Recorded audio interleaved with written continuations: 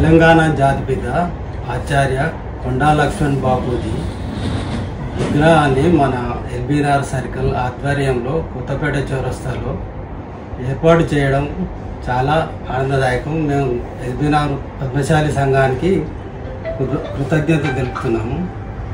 మాజీ మంత్రివర్యులైన కొండా లక్ష్మణ్ బాపూజీ చేనేత రంగానికి చాలా అనుబంధం ఉంది.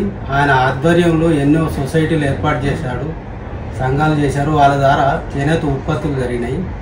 అవి ఇప్పటికైతే అంత నడవట్లేదు. మేము ఇప్పుడు ప్రైవేటు యాజమాన్యంలో కార్మికుల ద్వారా చేనేత ఉత్పత్తులు తయారు చేసి మార్కెటింగ్ చేస్తున్నాము.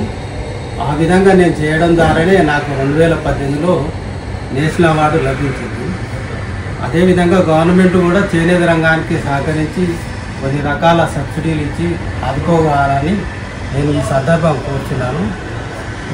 చేనేత ఎల్బీఆర్ సంఘానికి ఈ సందర్భంగా నేను కృతజ్ఞత తెలియజేస్తున్నాను. ఈ విగ్రహాన్ని ఏర్పాటు చేయడం చాలా ఆనందదాయకం. నమస్కారం.